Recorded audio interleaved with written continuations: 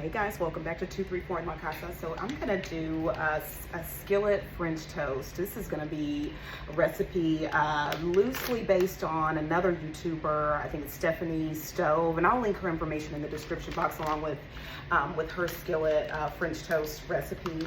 And so first I'm gonna start off with some walnuts. You can use pecans, walnuts, any kind of nut that you'd like to add to your skillet French toast. It's like a French toast casserole.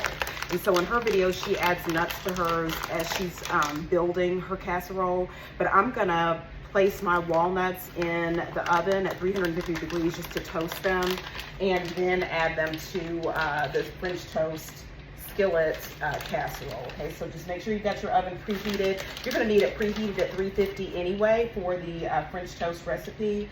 So if you want to add nuts to yours and you want yours toasted, then you can start off like what I'm doing and going ahead and putting them in the oven for a little bit. Probably gonna leave them in the oven for about 7 minutes or so, and that'll give us time to build this the skillet casserole. Okay, and don't forget to like, share, comment, and subscribe, y'all. All right guys, so you're gonna need a skillet. I think in her video she just has like a regular cast iron skillet. Mine is one of those large, really deep. I think it's about 4 inches or 6 inches deep skillets. And then I'm gonna use the Nature's Own brioche bread. In her video, she uses the Hawaiian bread. I'm gonna use this brioche. I prefer when I'm making French toast to use thicker bread, like a Texas toast thickness bread, or something like this brioche. So we're gonna need about 8 to 10 slices of whatever kind of bread that you like to use. I do know that when you use like thin wheat bread or thin white bread, your French toast in this casserole, it doesn't come out very well. So you're gonna want to at least have a thicker type of bread, no matter which one it is, even if it's just a thicker white bread, okay? All right, and so my skillet is pretty seasoned, but and hers was too, I noticed in her video. But what she did was go ahead and put some butter all over her skillet. My skillet's kind of warm, so if you notice that my butter starts to melt, that's the reason why. It's because my skillet is warm, see? So, but I'm gonna go ahead and place butter in here just to kind of coat the skillet in the butter, and then that's gonna absorb into our French toast, our bread and everything, okay?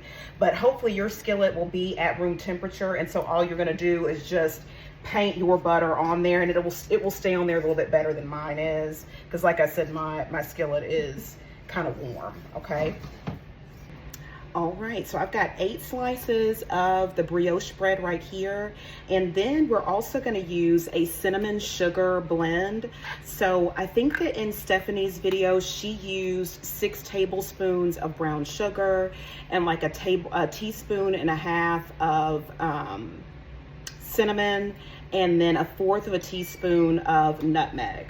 What I have in mine is the 6 tablespoons of light brown sugar. I also added a tablespoon of white granulated sugar, and then I have the cinnamon, the teaspoon and a half of cinnamon, and 1/4 of a teaspoon of nutmeg. And she did mention that if you don't want to use nutmeg, you don't have to. You can just increase your cinnamon in lieu of using that the nutmeg. Okay, so instead of 1/4 of a teaspoon of nutmeg, you'll use another 1/4 of a teaspoon of ground cinnamon. I've already got all of mine mixed together, and so this is what we're going to be sprinkling on top of our French bread. Okay, and so you're going to have make sure that your bread is in the shape of triangles. Okay, and I'm just going to use my kitchen shears. You can use a knife if you would like to cut your bread.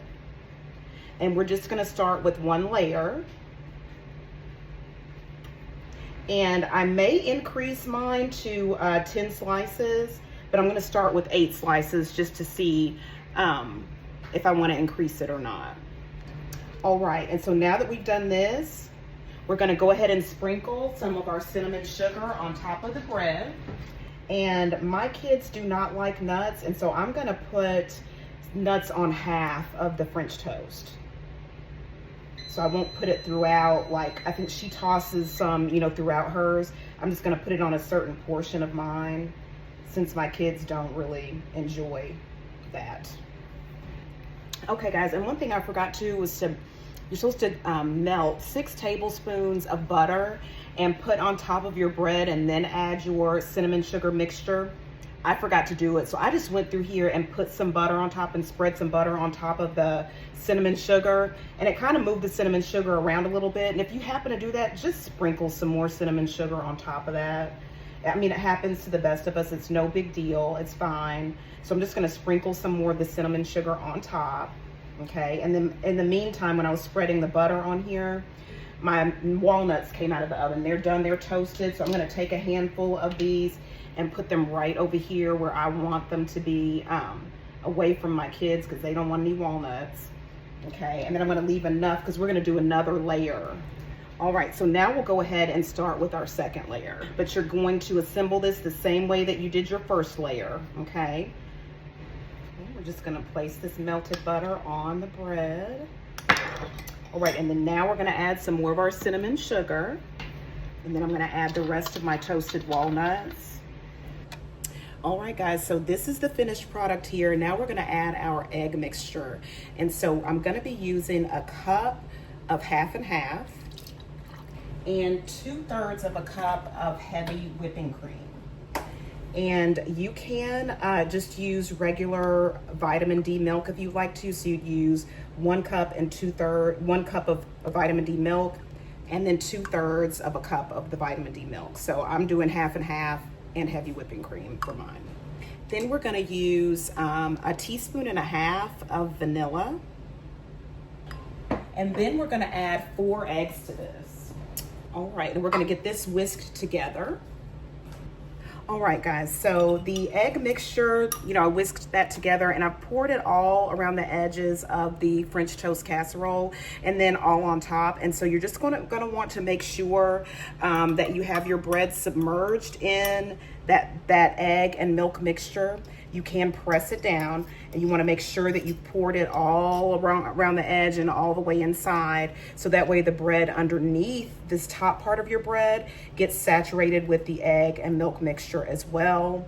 Okay, and so this is what it's going to look like before we place it in the oven. And make sure again that your oven is at 350 degrees. Okay, and so I'm going to go ahead and place this in the oven for 30 minutes. I think that Stephanie placed hers in the oven for 30 minutes as well. At the 15-minute mark, she rotated her skillet. I may do that, I may not. I'll let you all know if I'm going to rotate for more even baking. But I'm going to go ahead and place this in the oven. All right, guys, so it is ready. And so just like Stephanie did, I'm going to allow this to sit for about 15 minutes to cool off and continue cooking. It'll continue kind of cooking itself, and I'll bring you all back in about 15 minutes. Okay, so I'm gonna go ahead, it's been about 15 minutes. I'm gonna go ahead and get some of this. I'm gonna get the part that has the walnuts. It smells so good.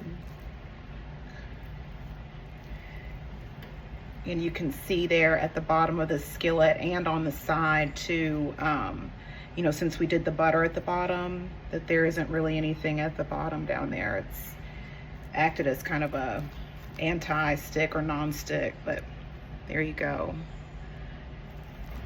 Go ahead and put a little bit of powdered sugar on here. And then I've got some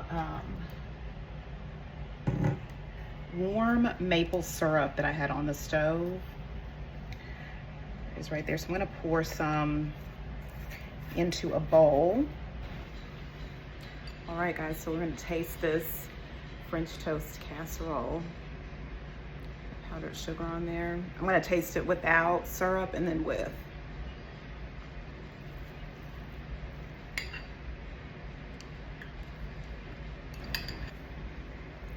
I love it with the nuts. It tastes so good. A little bit. So I'm gonna add some syrup and see how that does. It's good though. A lot easier than having to dip bread in egg and watch it on the stove and turn it and flip it and all of that. So that's a good, it's a time saver, I'll tell you that.